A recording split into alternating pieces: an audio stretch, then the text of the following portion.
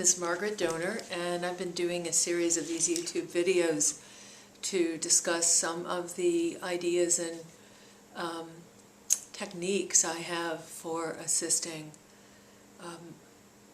my clients, and also some of the techniques that I've used to assist myself to awaken to a greater sense of my spiritual self, to clear past life karma, and to deal with psychic attack.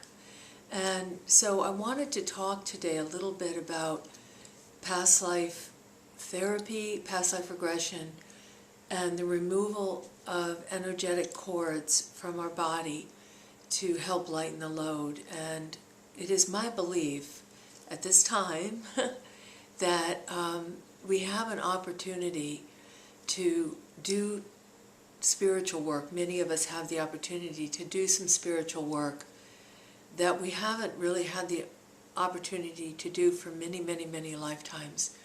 If you think back on human history, it's been very rare, very, very long time, many thousands of years, since human beings have had the luxury of having their basic necessities cared for enough that they could spend a moment contemplating the reason for their existence, whether or not they had past lives, and how to integrate a past life story into the present life personality.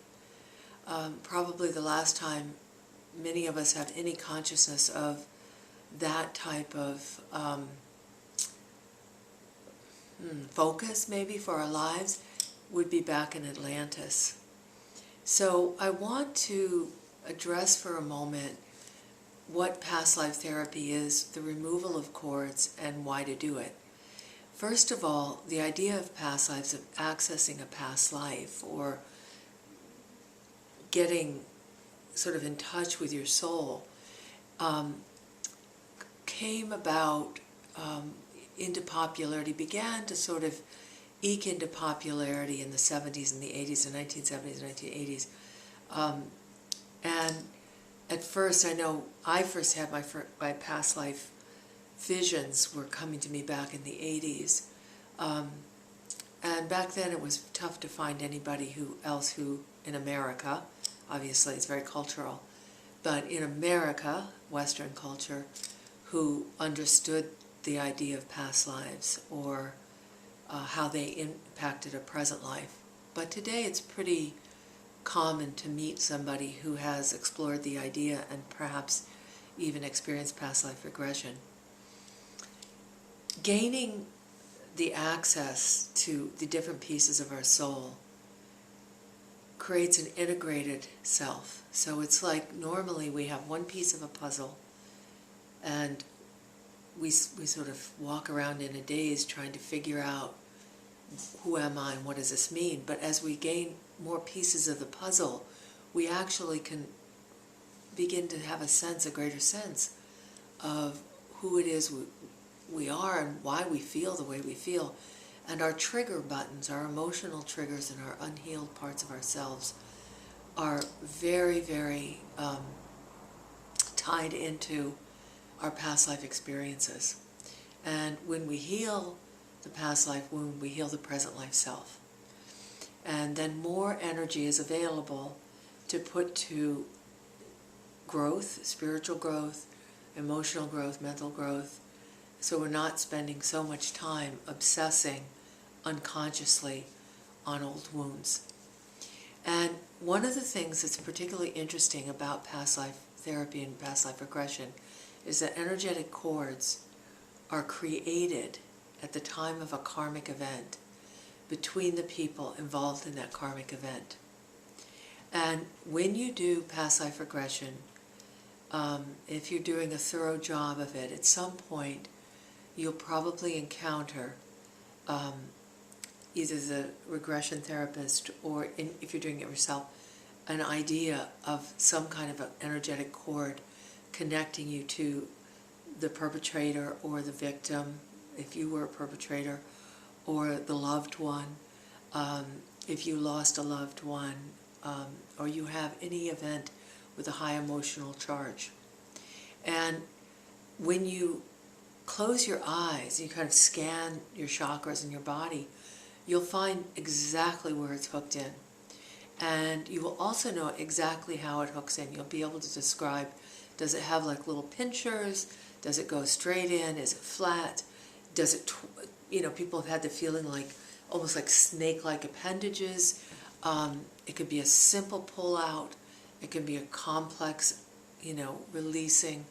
And as you pull out that energy cord and you're able to find resolution and forgiveness of that karma, and you can give back that cord to whoever it's attached to with love, with forgiveness, and just say, I'm ending and finishing and releasing that karma.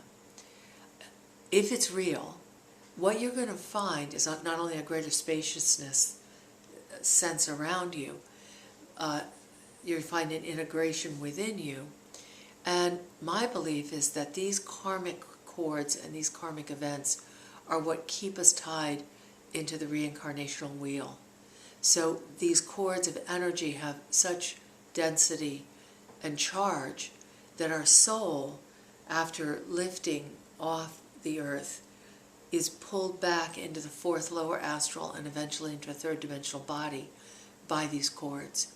And at this time, I think we have a chance to really, like I was just saying, we have a chance, many of us, we have the luxury of doing this type of work and releasing these old stories and old wounds that keep us tied to specific third dimensional reality, often one of suffering and pain, and moving ourselves to something different and perhaps better.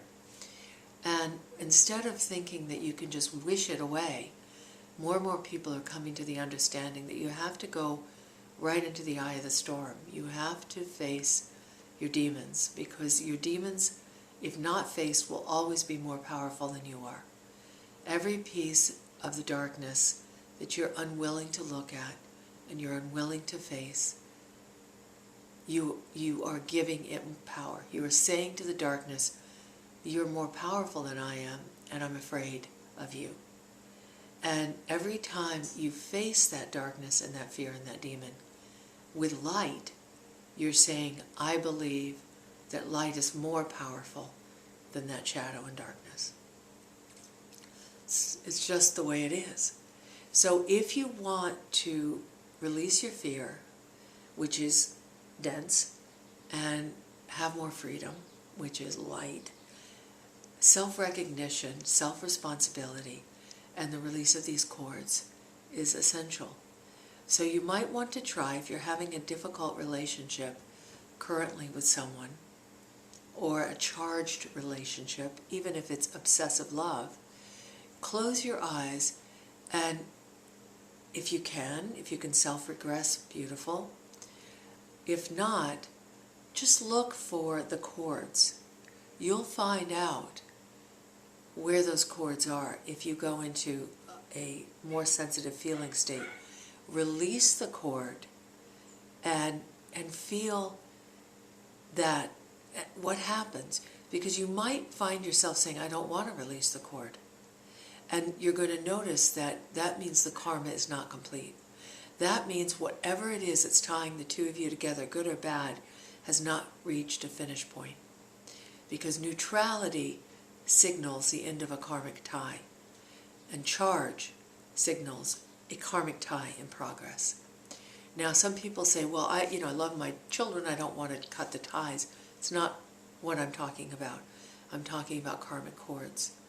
And at this time, it appears that there's a great deal of Atlantean karma that's swirling around. A lot of people are feeling and knowing and sensing their old Atlantean lives. And if you feel that perhaps you are tied to that era, I strongly suggest taking a look at it with honesty and clarity so that you can release some of that old karma.